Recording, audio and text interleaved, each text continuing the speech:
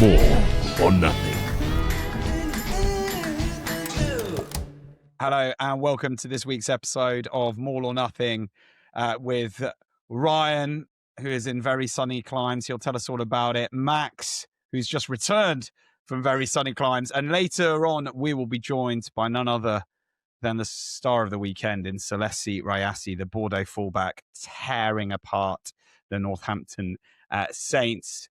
Boys, how are we? I mean, Brian... I think everyone should be happy all round, shouldn't they? You know, great result for Max. It was no one had to defend, no one had to make a tackle, so there shouldn't be any sore shoulders. That's not what happened, by the way. Brian, it's hard. Like, the minute you start getting consecutive phases in that kind of conditions, it's very difficult to keep your lungs in your chest. I was sent a video from a certain Mr. Lahiff, your old man, on Instagram. And I was trying to work out, he said, I've sent this to Max plenty of times, and I was trying to work out which bit of it he meant you were, because it's the Jumanji clip where all the rhinos are stampeding down the thing, and then there's the one, I'm guessing he thinks you're the one that's like 20 meters behind this. The last rhino of the stampede, yeah. It's like, and it's like wheezing. Yeah, that's me, bro. That's an oldie but a goldie. He's loved that. Yeah, no, he did send it to me. I said I'd make sure I got it in, so I did. That was quite funny because I watched that this morning. But yeah, it looked like an interesting one down there. Yeah, boys, I've had a tough few days. I've had a really tough few days. I'll show you my view out the window. I mean, it's actually idyllic. Yeah. Like, that is so perfect looking, isn't it? No, it is. It's obscene. It doesn't look real. It looks like one of those like backdrops that you put on the back of a Zoom meeting. And I'm sat in a bedroom, talking to us, talking to you guys. But I am happy. Yeah, I'm over here. Big shout out to the Cayman rugby team over here, Cayman International Rugby Team. I came over with Sculpt Brits to do a little bit of an after-dinner speech. And there was some activities added into that as well. I've enjoyed myself, Max. Plenty of rum has been consumed. I'm looking forward to getting back on the flight this afternoon and getting back to a bit of normality. But it's been a tough old shift. How many beds? By the way, what an incredible place! Properly stunning. I got here on Wednesday. I've been out to Stingray City where I swam with stingrays, Max. Fed stingrays out there yet. No one was killed in the making of that. Played some pretty good golf and met some wonderful people, some very, very wonderful people. So, yeah, I've been lucky to be out here. So big shout out to everyone that came out. Again, we always talk about it. So many people are like, I listen to the podcast. So I'm like, all the way out here in the Cayman Islands, plenty of expats. So, yeah, it's been good fun. But I tried to catch up on a bit of rugby. I did watch a little bit of the Northampton game. And believe it or not, I used NordVPN because I needed to. Because I'm here in the Cayman Islands and I wanted to watch Premier Sports. So I used my VPN. There it is. There you go. Please tell me they are sponsoring this week's episode. They are sponsoring you actually generally don't know, but they actually are sponsoring this week's episode. There we go. Big shout out to NordVPN. That's where you plug it, Mark. No, but in my mind, I'm like, oh, great. We have Ryan's talking about being in a hotel room. Let's swing it back round to the old VPN for the Sherman tank, as we normally do. Let's go. But actually, you've actually brought up the good use and the many uses of NordVPN, who are sponsoring this week's episode. Guys, there's a great deal for you. You get 4 months for free on a 2-year contract. It's the price of a cup of coffee every month. Use the code MAUL, MAUL, nordvpn.com/MAUL, MAUL. Give it a go. You can watch all the sport that you want around the world, and you can also keep your information secure and, not need to divulge any more information that you might want to. If you've been a naughty boy. There we go. Naughty boys. So right. Talk to me about the Cayman Islands quickly. Was it like a full-on sort of stag, or did you have some nice meals? Like favorite sort of experience of your trip there, other than a little bit of everything. Like down here where I am, I'm staying at the Kimpton Seafire, and there's a little beach down there called Bonnie Moon, not Bonnie Blues. I've got that wrong every time. So there's a little beach bar down there called Bonnie Moon, and that serves some wonderful food. Yeah, the food's like all fresh fish and ceviche. And I did a brunch here yesterday. The most random thing on earth. And then we did the event. The event was good fun as well, and spending time with Sculpt Brits is always a wonderful occasion. Such a lovely human being. But I'm at the event, and some bloke comes over. He's like, "Oh, your cousin lives there." And I was like, "What are you talking about?" And he was like, your cousin Max Wilson lives there. So my dad had a bit of a falling out with his brother. Never really saw my cousins. There's 6 of them. They live 10 minutes up the road. He lives there. My other cousin's over. So we went for brunch yesterday here and went out on the boat as well. So a little family reunion as well. It's a small, small world. But yeah, boys, I'll do a little bit of work. I'll see if I can get us out here as a group. We should be trying to do that. Let's do it. Maybe we should be doing that next year. They had Jim and Goody last year, and they said that I outdid Goody, so we're winning already. Easy. Well played. Well done, Ryan. And look, you actually do welcome. sound. I promised you would feel better after chatting to us, because I tell you what, when I spoke to you this morning, when you promised me last night you weren't going out as well, and then you just sent a text message at 2:30 this morning, being like, "Oh, did it again." Anyway, let's move on to a far more important human being. Meat pie Max Lahiff, the main man, the rampaging bull, just tearing Springboks apart. I mean, I'm being over. No, you're not. How far did it feel? How far did it feel? It felt further. Again, right? Again, it felt like I was traveling through the space-time continuum. It felt forever. Look back at it like my jaw's out. No, it was a good little line, just off the shoulder, a little tuck Yeah, just ball. a little shoulder ball, come back off the left. We managed to get under there and get over the line. How good, boys. How good. But yeah, hell of a week. Time well spent. I had such a great time. Pretoria's not all its like terrible rep it's cracked up to be. I had a really great time. Got in there on Tuesday.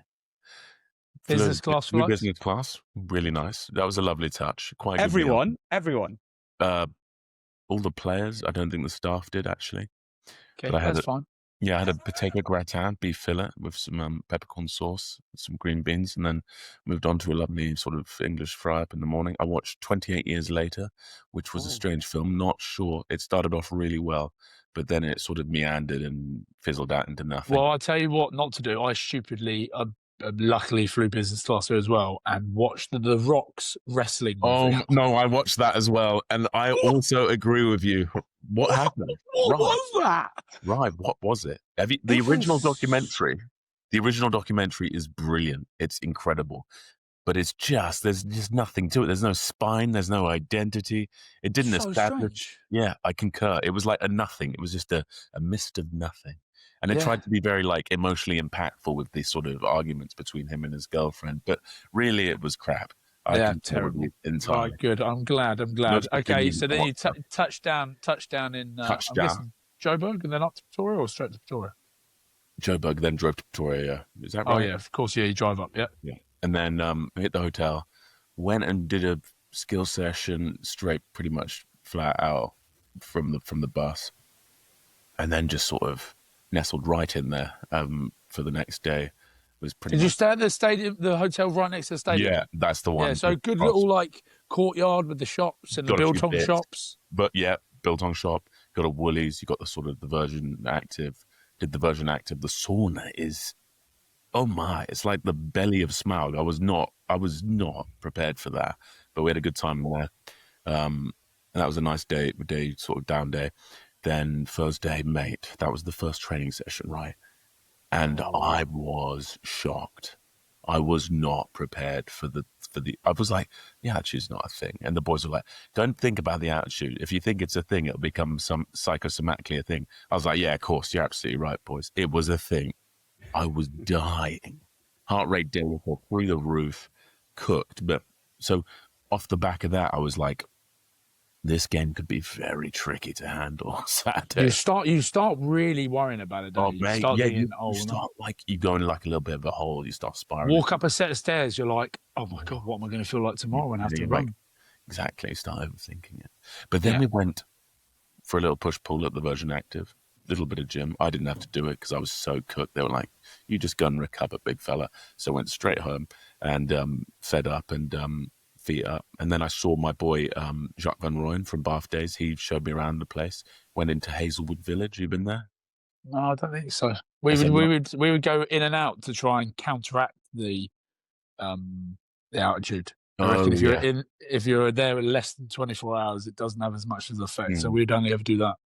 So I was with him. He took me for a lovely steak dinner in this lovely neighbourhood called Hazelwood in the village.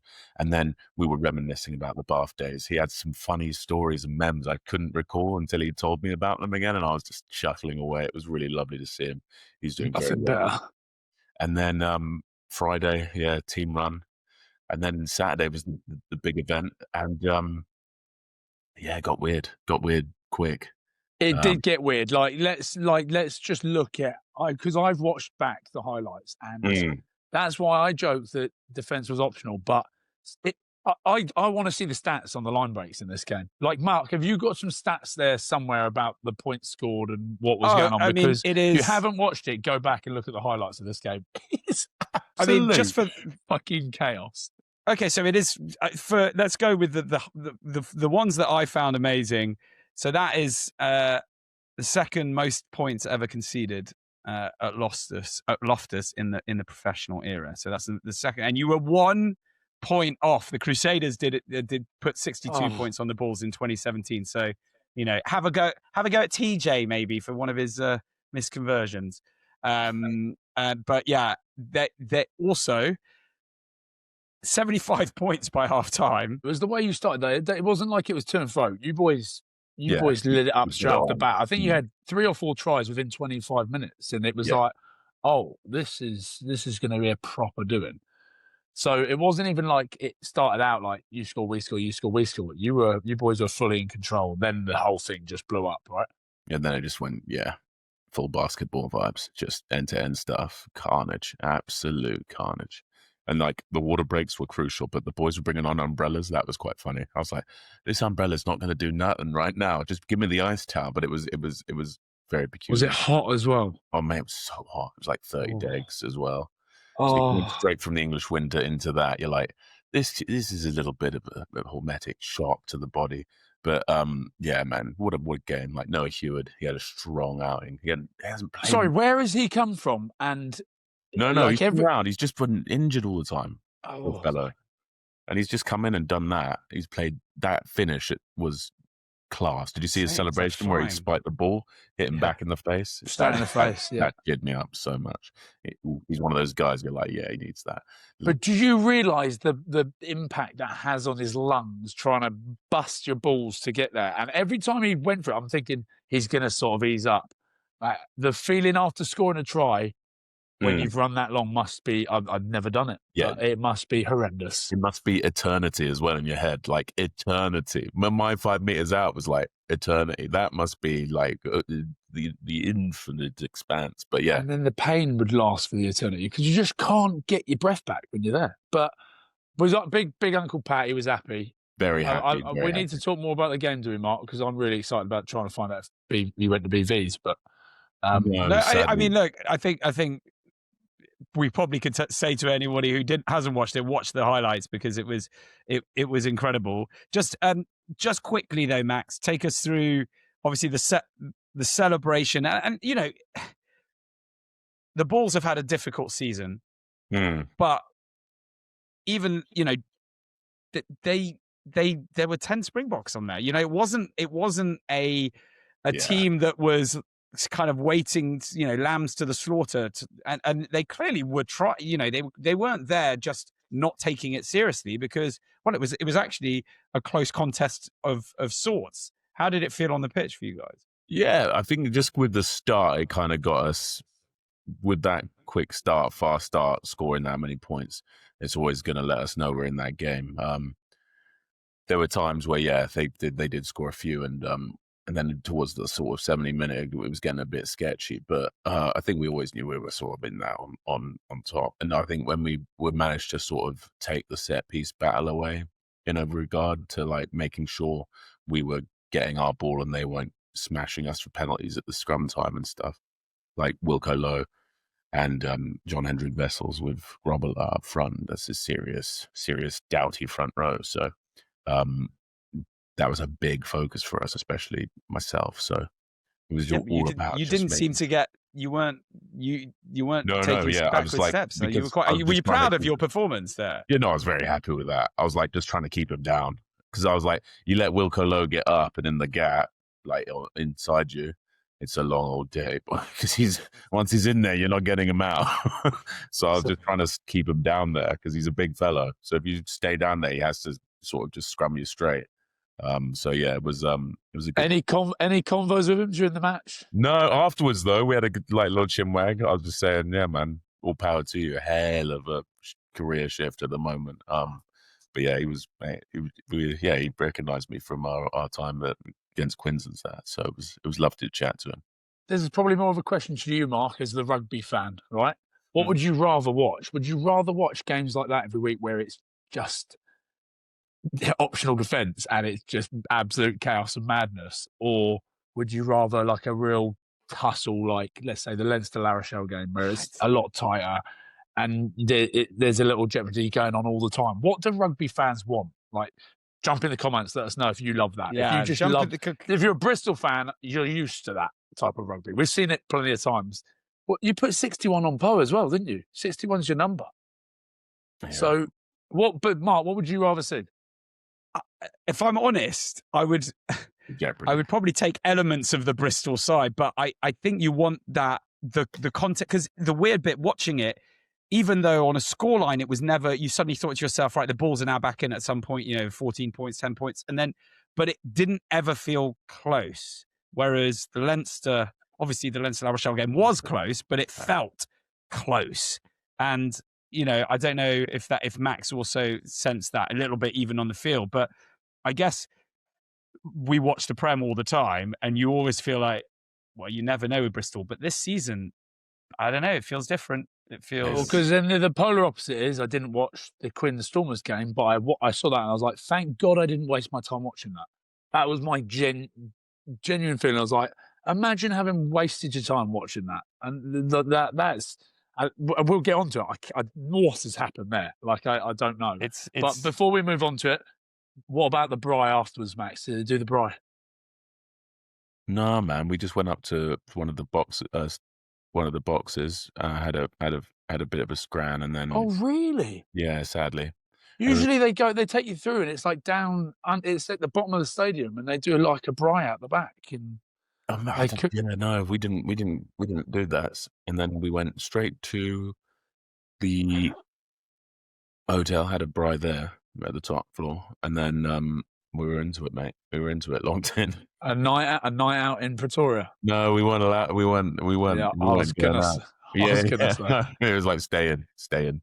So we just had the sort of rooftop bar, and we just we got weird. That's when I sent you that photo of me and Teach. Yes. Okay. Yes. We are delighted to be joined by none other than Salesi Rayasi, the star of the Champions Cup this weekend with a hat-trick against the Northampton Saints for Bordeaux, a Flying Fijian as well. And I would say, fellas, untouchable at the weekend. How are you, Celesti? Good, thank you. How are you? I'll be honest, boys, I didn't get to watch a huge amount of rugby over the weekend because of where I am. But I did catch some of the highlights, and oh my, Tavin, you were on fire. Untouchable. Yeah, it was pretty, it was not too bad. It was a big build-up for us against Northampton. I think for me, I just had no idea what the friction between both teams. And as the week went on, I kind of realised, this pretty much a real grudge match. And who was leading it? Who was leading the build-up? Jefferson? You could say that. Yeah, it was a bit of both. A lot of the players, but I think it was just more so. I think the whole team in general. But yeah. How come it was a grudge match? And as far as you guys effectively, obviously, won the Champions Cup, you beat Northampton Saints. I'd see it from the Saints aspect of it being a grudge match. From your perspective, it's more like we sort of already we'd been there, done that. Like how was the build up in that sense? Yeah, I can see what you're saying, but it did feel like we owed them something. I'm not too sure. I don't know. And it just a dislike there, but I guess the other Warriors that we knew that they were a good team, and we saw that they played Bath the week before, I think, if I'm not mistaken, and I think they won there like 24, 30 points they'd put on them at Bath as well, and so we knew that there's a bit of a worry about them, coming here and tipping us over as well. So I think the coaching staff and the senior players, try to flip the mindset so that, we were chasing them rather than them chasing us. I can't imagine at any point, Bordeaux, you worry about anything that's happening on the field. There's always this feeling that you'll find a way to win. But was there a little inkling of you when Pollock gets that ball on the crossfield, the little chip, steals the ball off Pinot, I think it was, and goes through, does the swan dive, and you're like, oh my, what is happening here? Yeah, when I saw the 10 kick it across, and I've looked at the ball the whole time, and then I turned my eyes and I saw it's Pollock. I'm like, I get on my bike or try to get on my bike to get to him. And he catches it in almost one movement while simultaneously running with the ball. He puts it onto his boot, and I'm like, oh, I can't touch him here, otherwise it's a card. And then I look at Dams, and Dams is there chasing. I was like, oh yeah, sweet, we're here. And then all I see is Pollock turn around, and then he's doing a swan bite. And I'm like, oh my gosh. It's just like the last thing. But I was impressed. I was like, oh shit.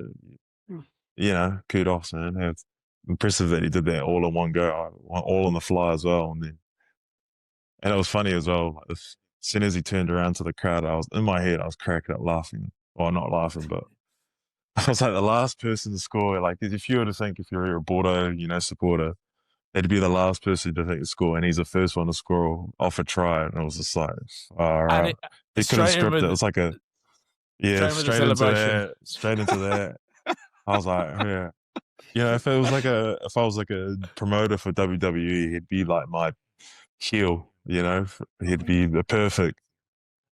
And it was actually, it was after the game, I was talking to my brother and my cousin who were here watching. They're like, that's good crack. Yeah. They were saying it's both good crack, which I tipped my hat to.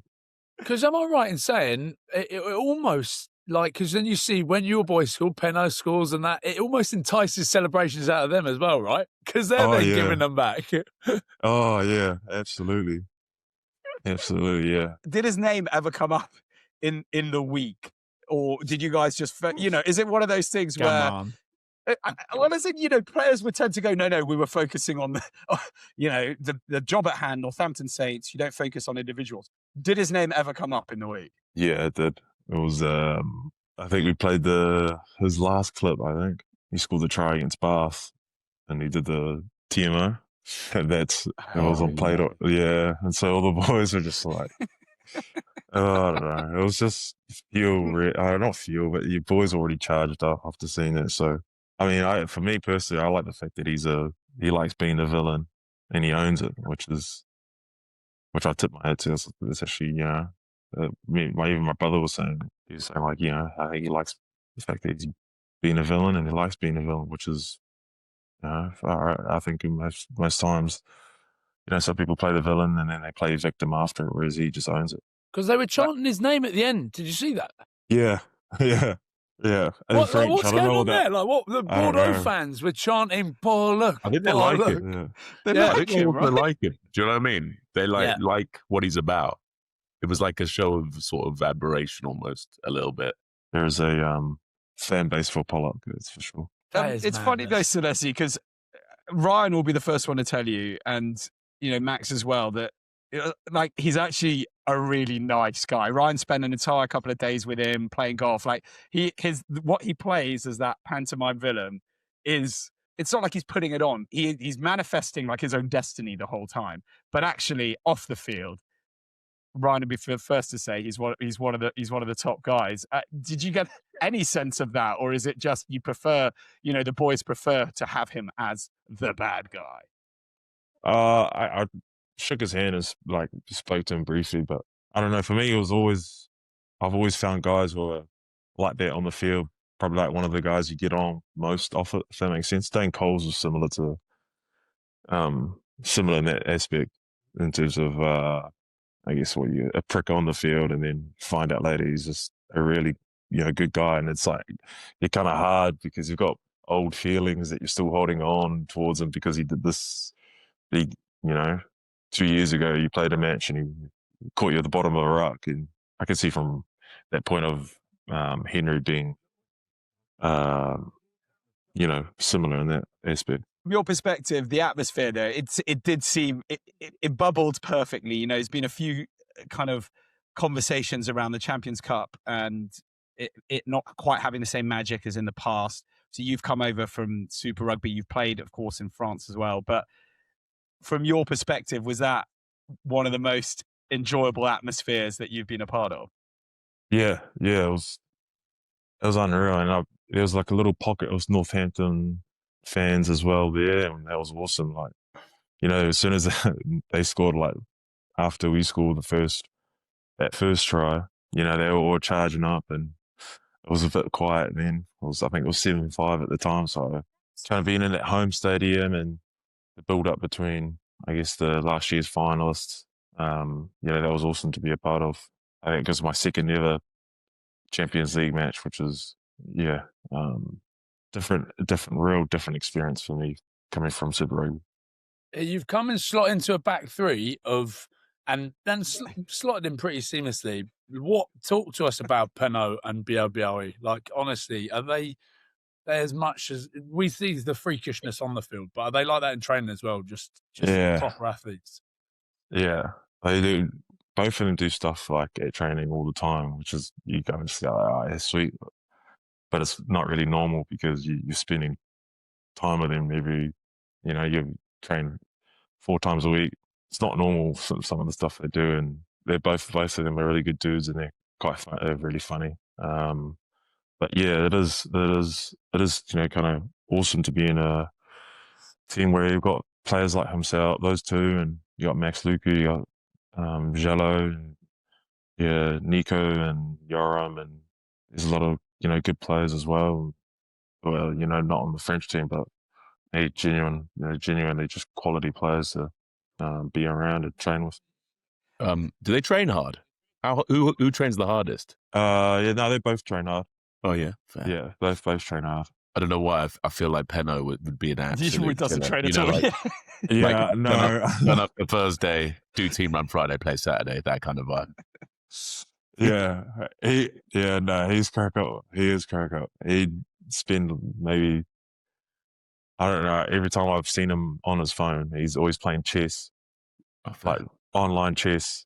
He's playing against people. He's playing online chess, and then I look at the score. It's like 1,500. So I'm like, oh wow.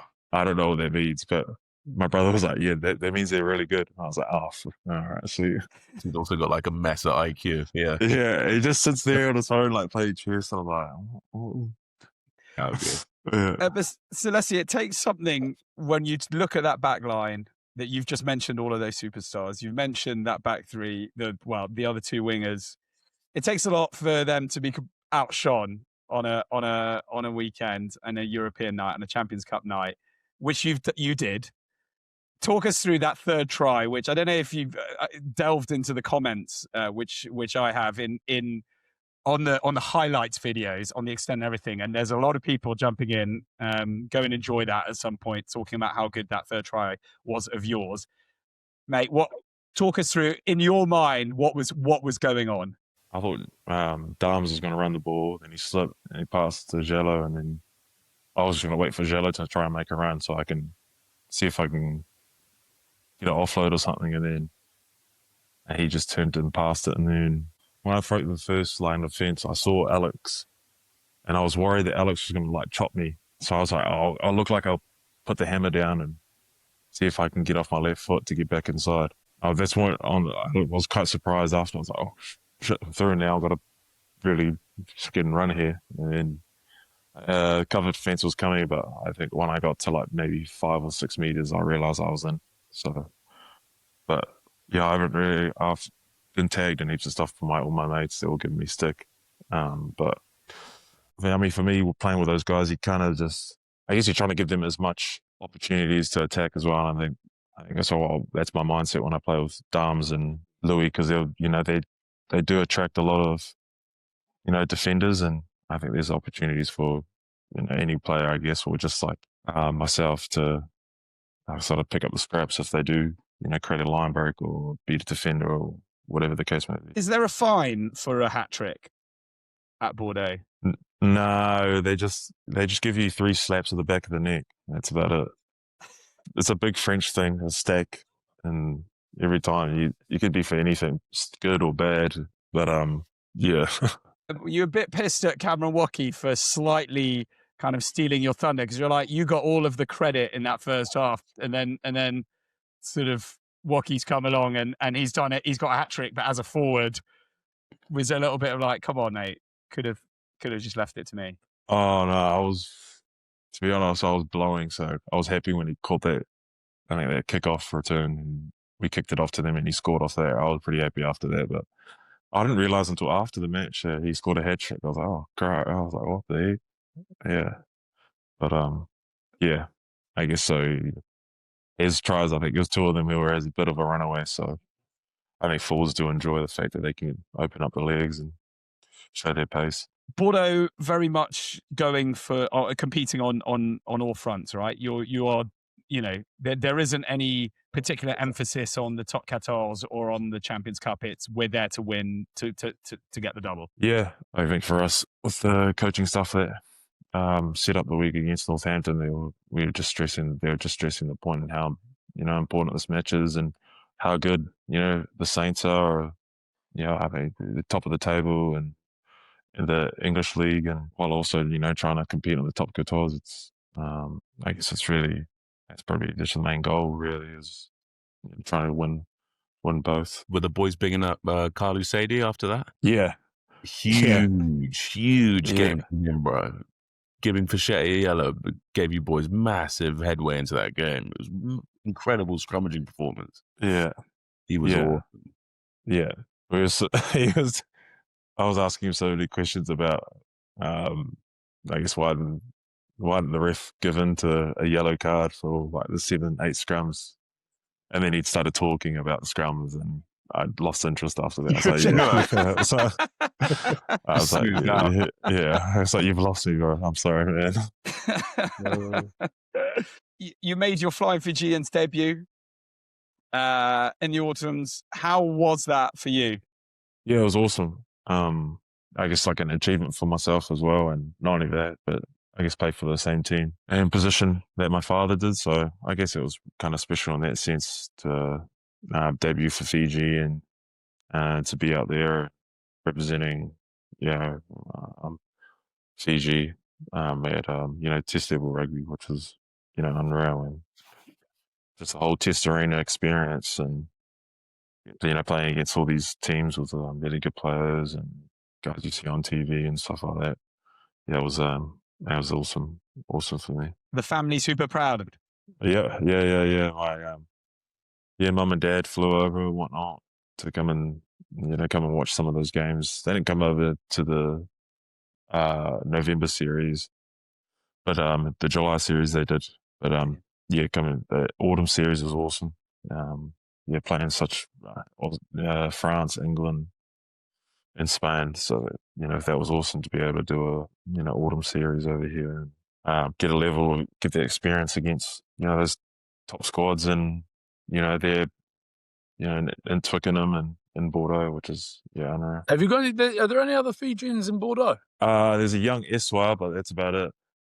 There's no Fijians in Bordeaux. I think it's like previous years there was I think Seta Tamanivalu and Semirandraja. Yeah.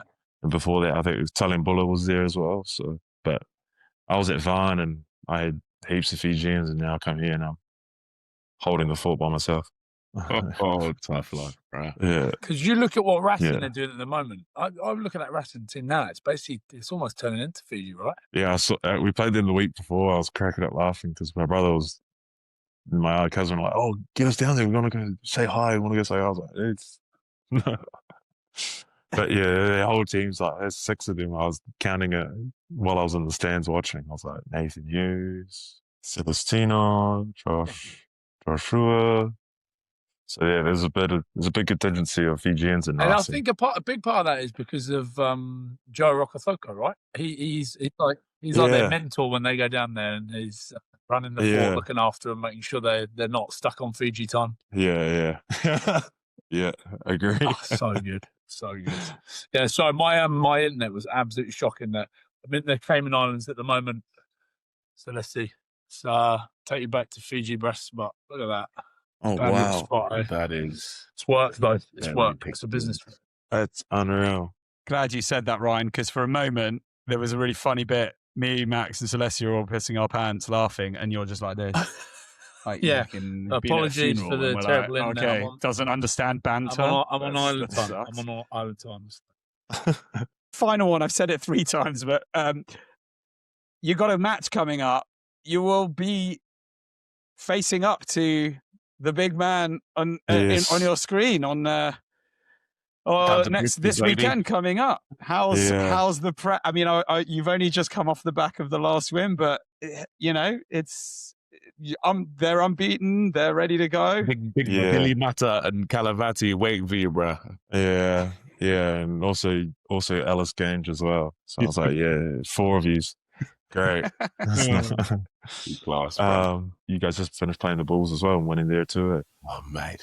Yeah, Place, bro, very toasty, and the air is thin. Oh my, the altitude's real, boys. Defense was optional. I suppose that to fit this into the way that, let's just quickly talk before you go. Talk about the way that Bordeaux play.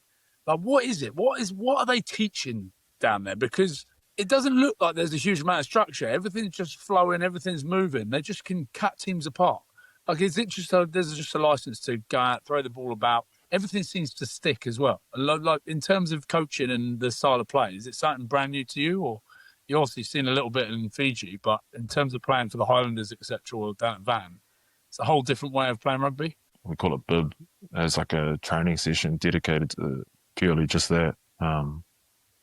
Team score. If you score, it's a drop out. If you drop the ball, it's an automatic turnover. So I think a lot of the things in terms of that, I guess that chaos aspect you guys alluded to is players figuring out how to, manage those situations or be able to, solve problems on the run while also being, fatigued, which is, I guess, like some of those things. I guess some of those tries that we scored was literally just, I think the one where Cameron Woki's first try scored when Damien passed it to him. I think that's probably like one of our bib sessions. Right. And then, after that, say if that happened on a Tuesday or, Wednesday, there'd be coaching on the what's, the whys, the hows, can we be better, and et cetera, et cetera. And it helps as well. Like, I mean, the coaching's unreal, but sometimes some things that you can't explain, like having good players, and I guess having like all those players that I mentioned before, kind of makes sense of how they can, some things look like it's just made up on the fly, or guys just turn up, put their boots on. I could see that. I could see it from that perspective and why people think that. We've taken up far more than I said we would, but huge thank you for your time. Congrats on your new contract. Cheers, thank you very much. Two more years in France. Fabulous. Yeah. Right. Yeah. Awesome. They call that in Fiji level. Level.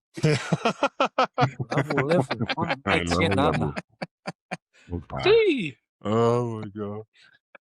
Oh, listen, all the best. We won't wish you that well next week because we've got to support Max. But mate, good luck for the rest of the tournament. Course. Hopefully we bump into you at some point along the way. Yeah, Cheers. See you in Bilbao. Let's finish it up over there. Boom. Thanks for your time, Celesti. Really appreciate it, mate. Take it easy, brother. Right, boys, it's that time again. A big shout out to our sponsor that have been with us from day one. It is Wolf Craig Distillers. Max, where have the people got to go? wolfcraig.com. Head over there, grab yourself a wonderful bottle of the Wolf Craig 14-year-old Deluxe Blend, second edition triple sherry cask. It's a mouthful, but I would like a mouthful of it, boys.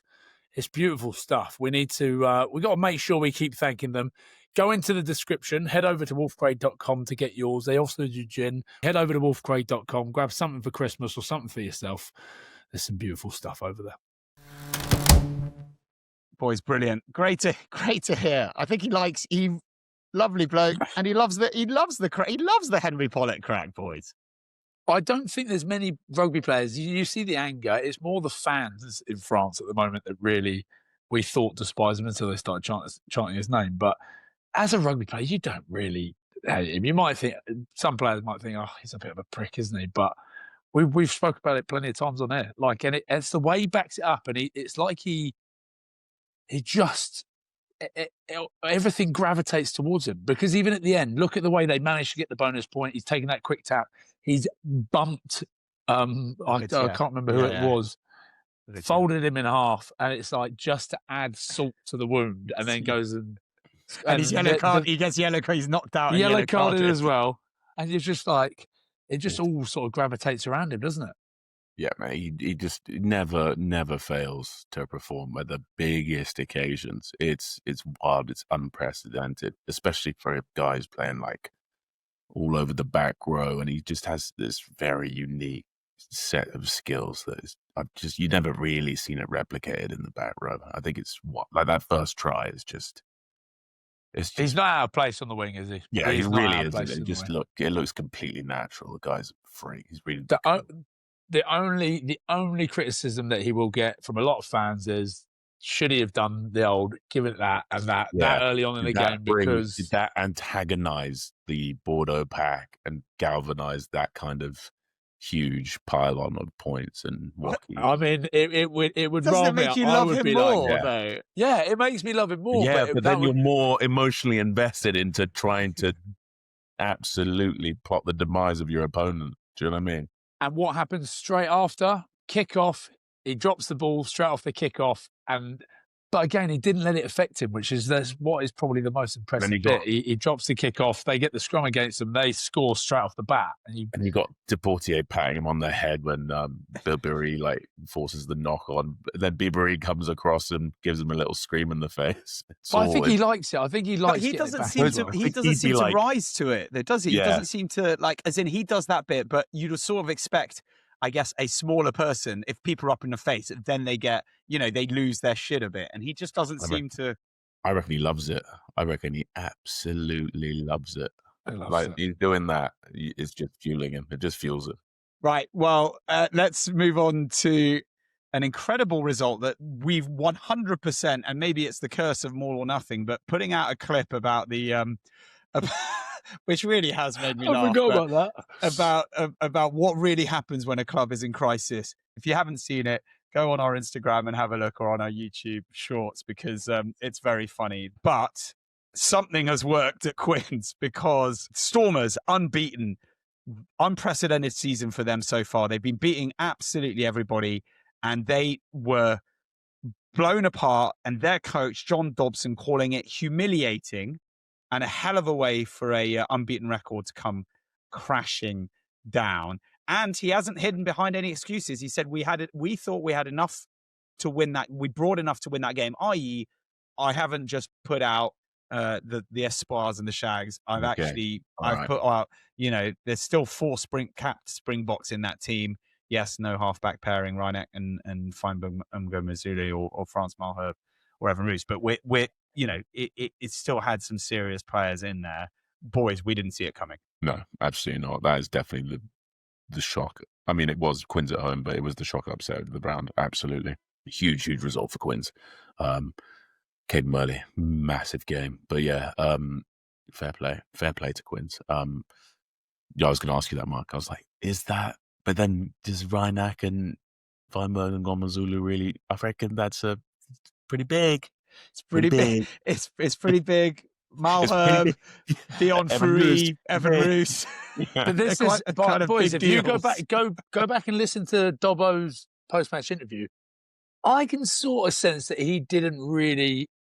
He brought enough of a squad to maybe do a job, but he knew that's nowhere near what they start with, and that is the most blatant case of resting people, because you don't need to win away. We'll just get the result at home next week when we go back. Because he even talks about, at least I've got a core squad of players back there on Monday morning that I'm going to go back to, that are going to go pick up where we left off from. He was just hoping it wasn't enough of a psychological sort of dent in them And I can't imagine it will be. It was just one-off. But yeah, bloody hell. It was just like from the two polar opposite teams, one unbeaten to one that's only having won three games this season or something. Yeah, and suddenly to get that humbled. result. And that is why Champions Cup is getting this bad rap. Right? That's why people are getting annoyed about this. We all sympathise with that. I'm completely with that. Although I think a little bit of you've got to look at it and think. I bet you the Stormers would have watched the last few games and thought, you know what, we could take the Quins that just got absolutely mullered over the last few weeks. So perhaps a little bit underestimating their opposition. Let's go to the thriller at the Aviva. Let's talk about the main. Well, there were lots of moments in the match, but you know him well from his time at Bristol, his brief time at Bristol. Harry Bird. It takes some cojones to slot that with 38,000 kind of Irish fans with their fingers crossed. Yeah, I was so stoked for him. I was because I loved Harry's time here. He was great, and I was so happy for him to. And there's a bit of redemption there because he was put on loan last season. He's kind of dropped down the depth chart, and now he's right back in contention with Prendergast now off the back of that performance. So he's been playing a lot of rugby for them at the moment. So mate, so stoked for him. But yeah, then it's the fair play. But they started pretty well, and then La Rochelle looked a bit sleepy. Then they came right back into it. It was a real, it was a serious game. It was so good. Yeah, I've just not much to hate about that. It was a great contest. I was quite surprised that La Rochelle, didn't win it because obviously the 2 yellow cards killed Leinster, put them under the pump, brought La Rochelle back into it. But yeah, like you said, they're at home. They're pretty good. They've not had the best season yet, but that will give them a bit of confidence. And yeah, the gonads on that bloke sticking that over from where he did. Big old celebrations. It literally was silent as well, wasn't it, in the stadium? Yeah, silent. So eerie. Yeah, fair play. Moving on to Saracens, we talked about potentially they were in crisis. They've had, whatever it was, 4 losses and 5 or so, but no European Cup issues, and taking down Toulouse, the great Toulouse, losing on their travels again. Mate, full Toulouse, boys. Jack Willis v Tom Willer, the Willis Bowl. We got a nice little scene there. So we got Tom pulling Jack out of a scuffle, and then Tom picking off the back of the scrum. Jack's on him like in for Tiger straight away. He knows what his brother's about. Don't let him build momentum. The bloke is trouble once he gets the steam up. But yeah, it was a great game. Rotimi Segun, good to see him getting over a few times. But yeah, it was Saracens. You just know. Like, you look at that team, 1 to 15. They've all been 1 to 23. They've all kind of been there, done that. They're all class players. It was just about getting them to click, and when they click, they're as good as anyone. Absolutely. Puts Toulouse a little bit under pressure. I don't think any of us. It really does. That's what I'm trying to do now. Just trying to look at the tables. As we've said before, you sort of can get through on a couple of wins, but again, it's going to be hard to catch now, Saracens, but they are at home to Sale, who have not been having. Again, they had a good win, but they've been slightly hot and cold this season. So it all comes down. I mean, ultimately, is there a chance? They wouldn't happen, would it? Would you? I mean, would you have looked at that group that obviously Glasgow in Pool 1 and seen where Toulouse and Sarries down there, Glasgow and Sale topping that one? I suppose it moves us on to Glasgow Warriors, boys. It's all working at the moment. It's working. Like Claremont, might be in a sticky patch, but it's not an easy place to go and play, and especially when you end up getting 2 yellow cards at the same time. And I did think, this is where Claremont get back into it. But fair play to the boys. They started that game so well. But two or three tries in the opening 30 minutes, just dominated. Mate, Hugh Jones is back. Shaggy Boy is back. He was not looking like he'd been off the pace at all. Agreed. Nice short side drive as well. A dummy drive down the 5 metre channel. That was lovely. But what did you notice about that? Did you notice anything special about that Maxi boy? What, build a shoulder on the touchline side? Nope. Kyle Stain was jumping, lifted by George Horn at the front of the lineup. That is genius from Franco Smith. There was What, 9-man line out? 8-man line out? It was something like an 8-man line out. Yeah. George Horn holding on to Kyle Stain. Obviously, the prop is stood then. He's like, this bloke's not going up. He's not going up. Goes up. There's a 9 pretending to hold his legs as if he's going to lift him. No chance on earth. We've seen it with Stafford McDowell before. And this is why Franco Smith, he's a bit of a mastermind because he puts things in people's heads where they're like... He does dabble. Now you have to worry about that. Next week, Sarri's come to Glasgow. They put Kyle Stain in the front and they're like, we're going to have to mark it because he's going to go up. So it opens space up elsewhere. Like, it's genius. But up goes Staino, drops the ball down, little pill around the front, off they go. They score that try. And you're like, that is just a thing of beauty. They're playing some great rugby. They look class. Oh, Staino was brilliant as well. He played really well. Big George Moala, though, still doing it. Oof. Oh, yeah. Oof. Throwing it about. He's still handy on the gain line. But yeah, so Glasgow, picking up all the points. We've got every point they could have got so far. Sarri's come up to Scotstoun this week. Oh, it's going to be a big one. I'm looking forward to it Sunday afternoon. But actually, genuinely, when you look at that table, though, guys, so the Sharks have Clermont at home. Now, obviously, the top 4 qualify, but could Sale beat Toulouse? Because if they do, and the Sharks beat Clermont, Toulouse are out. I don't know if this Sale Sharks team can do it right now. No. I think they could. I mean, they can do it, but my money would be on Toulouse getting that result. Yeah, I'm completely with you. Fair Sorry, play. You can hear the cockerels. Why is it? Well, I was the same in the BVI. Everywhere I went, there's just chickens just roaming free everywhere. It's so strange. Weather. They have chickens, like they roam here on the island here in Sentosa. It's really random. They just cross really the road. odd. Yeah, peacocks as Shut well. up. Just quickly touching upon Sale, just because in the pre-match it was quite funny, and I had a quick question for you guys because it was the battle of the Sharks. logos. Yeah, the battle of the logos, and Sale then tuners. the Sale tuners, right? So the owner of the Sharks kind of spiced it up a bit, being like, "I reckon they should change their name, not us. We're the Sharks." How much do players ever give a shit when an owner comes out? And because it was quite sort of, they should be the Sale tuners and we should be the Sharks. Yeah, I reckon that Sandy could get some boys purring with that, throw a bit of press in there, let the boys see it, and then sort of let that go into sort of, oh, look, this Sharks team is the spine of the Springboks. Next minute, you got everyone sort of howling and rabid and ready to kind of tear limb from limb for the beauty of Sale. Because I wasn't too up to date on this one, but I did see a clip of then they had the shark running away from the stadium or something. Yeah, that's right.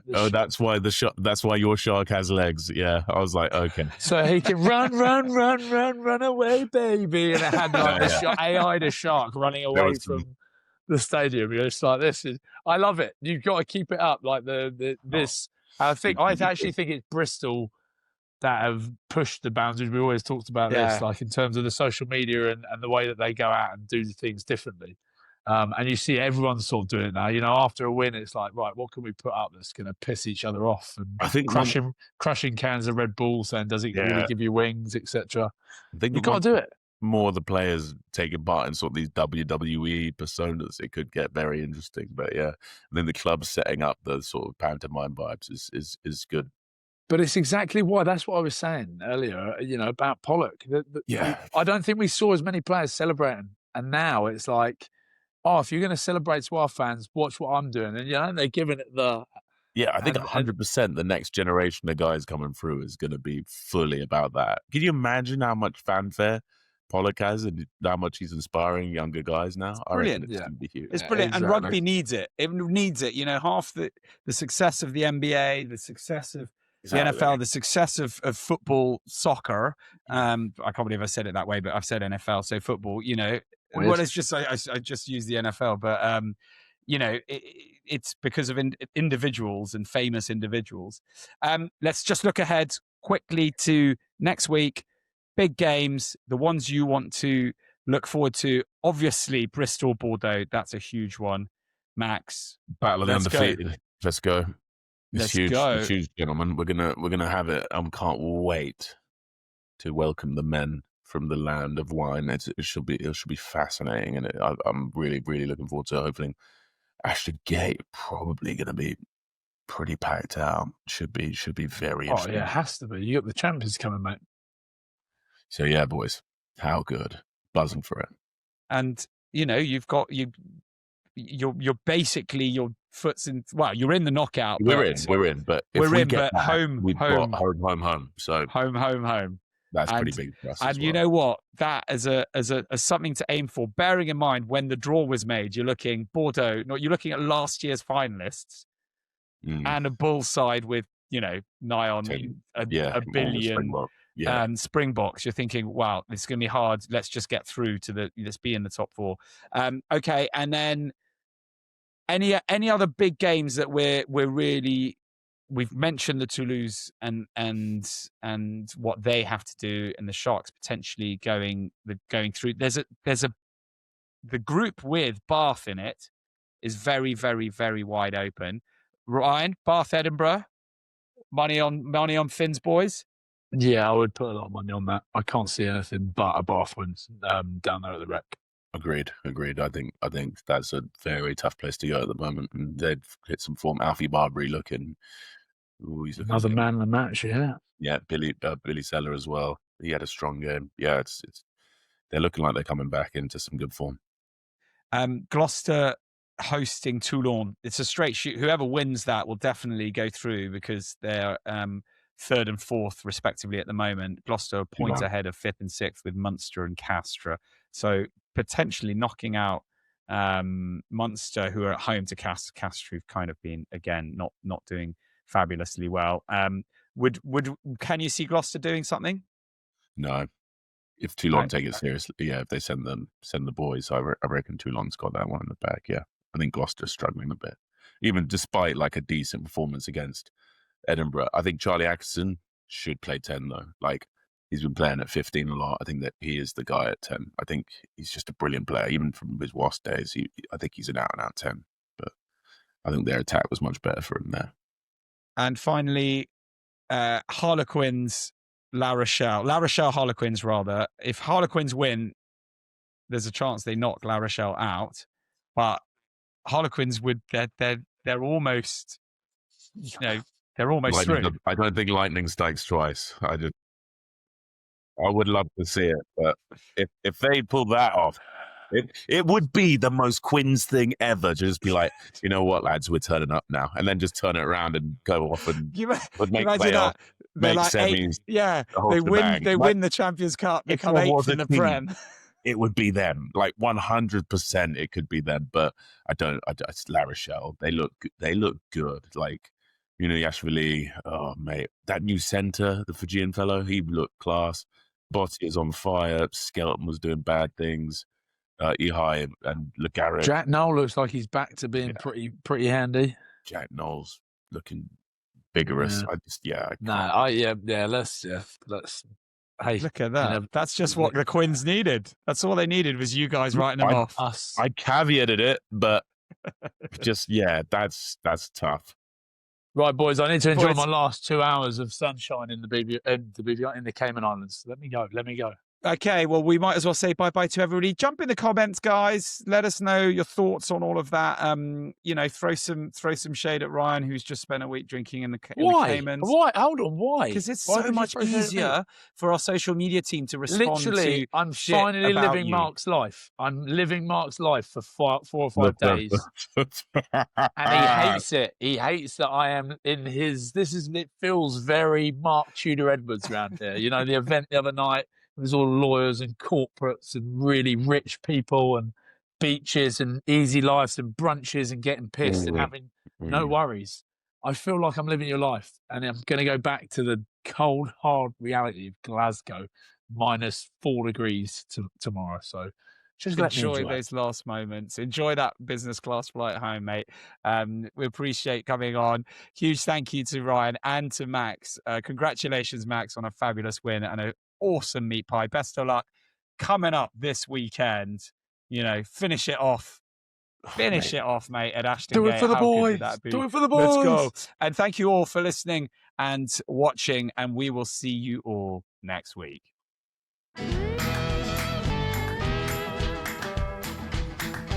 More or nothing. Hi, guys. What are you doing, guys? And I'm watching you. Always watching you.